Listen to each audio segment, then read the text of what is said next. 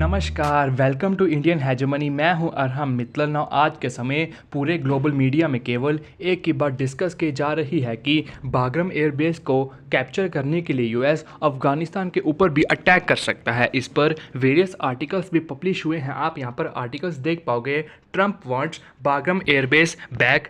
Same यहाँ पर आप देख पाओगे, bad things are going to happen, Trump issues ultimatum to Afghanistan over Bagram airbase. No exactly हुआ क्या है कि डोनाल्ड ट्रंप यूके की विजिट पर थे, जहां पर इन्होंने मीडिया के साथ इंटरेक्शंस करते हुए कहा कि यूएस ने बागरम एयरबेस अफगानिस्तान को फ्री में ही दे दिया। एक ऐसा एयरबेस जो यूएस ने ही डेवलप किया था और अब टाइम आ गया है उसको वापस लेने का। अगर अफगानिस्तान ने नेगोशिएट नहीं किया तो बुरी चीज़ें भी हो सकती हैं। लिटरली डोनाल्ड ट्रंप के वर्ड्स थे कि bad things are going to happen to them. No US एक बागरम एयरबेस के लिए इतना ज़्यादा क्रेजी क्यों है, इसके बारे में हम इस वीडियो में डिस्कस करेंगे। नो सबसे पहले आपको थोड़ा बागरम एयरबेस के बारे में बताऊं तो इस एयरबेस को यूएसएसआर ने अफगानिस्तान में डेवलप करना शुरू किया था और जैसे ही 2001 में यूएस अफगानिस्तान में एंटर करता है अलकायदा को ख़त्म करने के लिए, तब यूएस ने इसको डेवलप करना शुरू किया। इस पर मैसिव लेवल का इंफ्रास्ट्रक्चर बिल्ड किया, हॉस्पिटल्स, रनवेज काफ़ी ज़्यादा बनाए, जहाँ की इस पर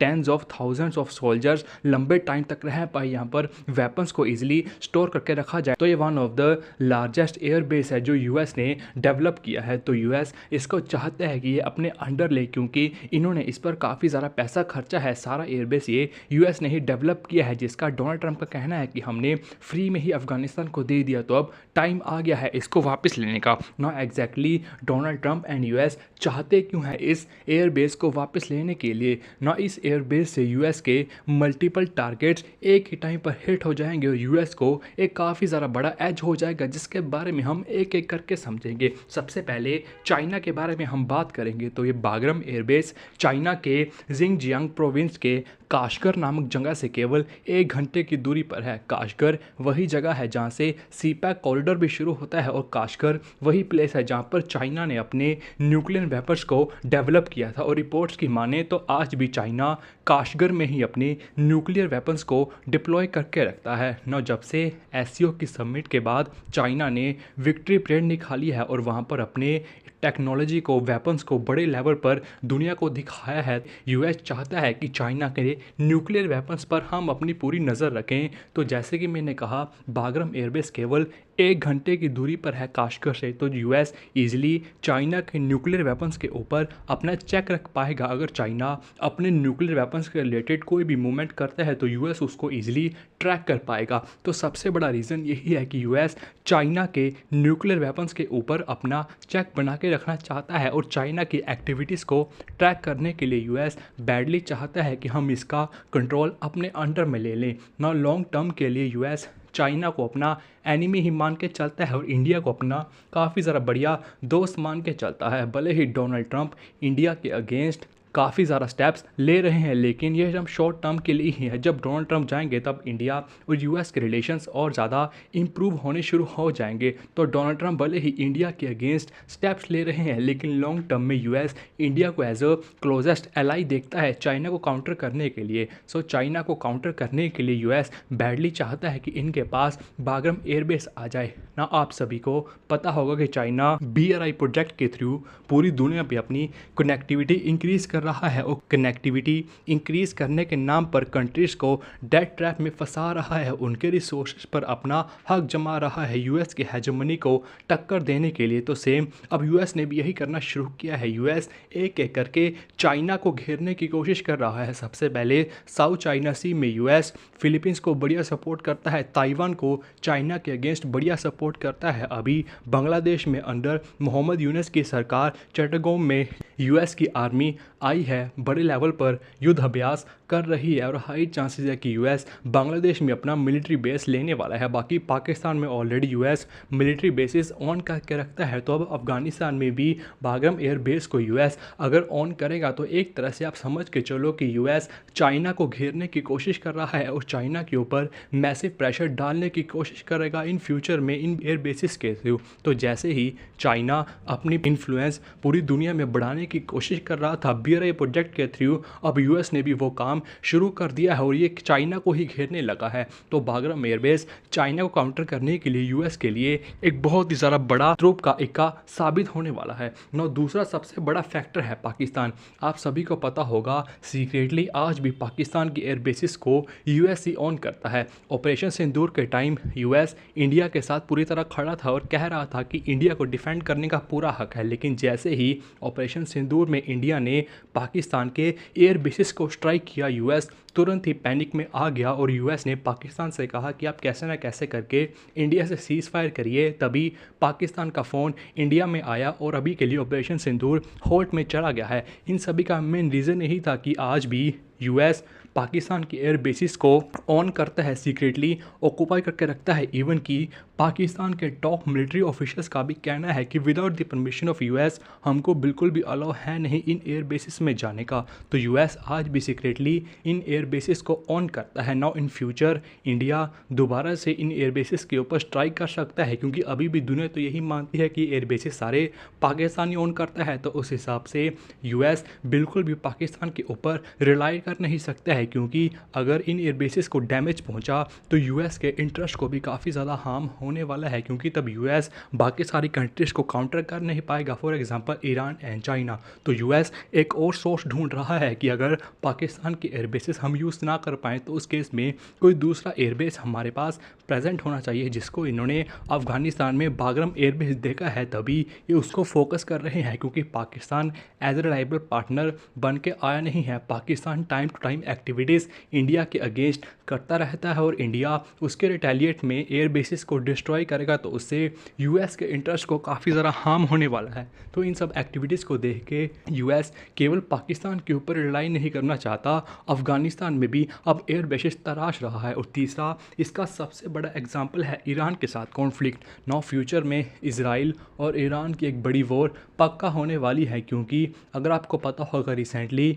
पाकिस्तान एंड सऊदी अरेबिया ने डिफेंस पैक्ट साइन किया है, जिसके अंडर पाकिस्तान अपने न्यूक्लियर वेपन्स भी सऊदी अरेबिया में डिप्लॉय करके रख सकता है। और पाकिस्तान ने बाकी सारी अरब कंट्रीज़ को भी कहा है कि आप इस डिफेंस पैक्ट के अंदर आ सकते हैं। तो यूएई, कतर जैसी कंट्रीज भी पाकिस्तान के न्यूक्लियर वेपन्स का एक्सेस पा सकती हैं। तो ईरान के सभी दुश्मन देशों के पास न्यूक्लियर वेपन्स आ गए हैं, जिससे ईरान की एग्जिस्टेंस के ऊपर एक काफ़ी ज़रा बड़ा थ्रेट है। तो इसको काउंटर करने के लिए ईरान अब और तेज़ी से न्यूक्लियर वेपन्स डेवलप करने की कोशिश करेगा। जैसे ही ईरान न्यूक्लियर प्रोग्राम अपना दोबारा से शुरू करेगा और इजराइल और यूएस को जैसे ही इंटर मिली कि ईरान ने दोबारा से अपने न्यूक्लियर प्रोग्राम स्टार्ट कर दिया है, तो तुरंत ये दोबारा से ईरान के ऊपर अटैक कर देंगे। नो यूएस और इजराइल ईरान से काफ़ी ज़रा दूर हैं, तो उस हिसाब से एयरप्लेन्स आने में टाइम लगता है, उसको फ्यूलिंग भी दोबारा करना पड़ता है, तो इसमें काफ़ी ज़रा खर्चा आता है। तो उस हिसाब से यूएस सिंपली बागरम एयरबेस के ऊपर अपना कैप्चर करेगा, वहीं पर अपने फाइटर जेट्स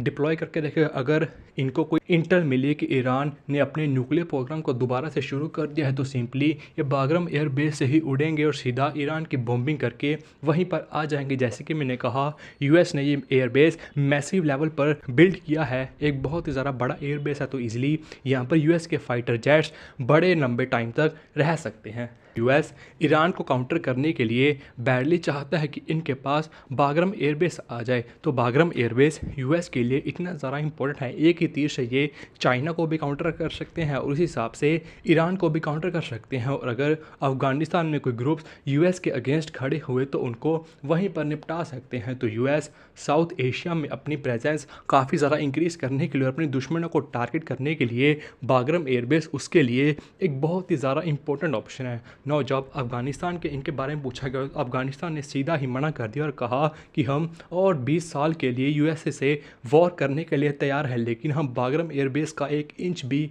यूएसए को देंगे नहीं। यूएस 2001 में अफगानिस्तान में एंटर किया था अलकायदा को ख़त्म करने के लिए और 2021 में लीव किया। लगभग 20 साल यूएस अफगानिस्तान में रहा था। उसी कॉन्टेक्स्ट में तालिबान ने कहा है कि हम और 20 साल के लिए यूएस से वॉर करने के लिए तैयार हैं, लेकिन हम यूएस को किसी भी हाल में अपना एयरबेस देंगे नहीं, इवन कि 1 इंच भी नहीं देंगे। ना ये सब सुनने में तो काफ़ी ज़रा बढ़िया लगता है, लेकिन प्रैक्टिकली बिल्कुल भी पॉसिबल है नहीं। आप यहाँ पर आर्टिकल्स भी देख पाओगे, Taliban rejects Trump bid to retake Bagram airbase in Afghanistan, not an inch. Taliban rejects Trump demand for return of Bagram airbase. Now ये सब तालिबान ने तो मना कर दिया है, लेकिन जियो पॉलिटिकल एक्सपर्ट्स का कहना है कि ये नेगोशिएशंस अफगानिस्तान की गवर्नमेंट, तालिबान और यूएस के बीच में इतनी ज़्यादा बढ़िया रह सकती हैं अफगानिस्तान के पॉइंट ऑफ व्यू से ना, उसको हम समझने की कोशिश करेंगे। सबसे पहले आपको पता होगा, जब से तालिबान ने अफगानिस्तान के ऊपर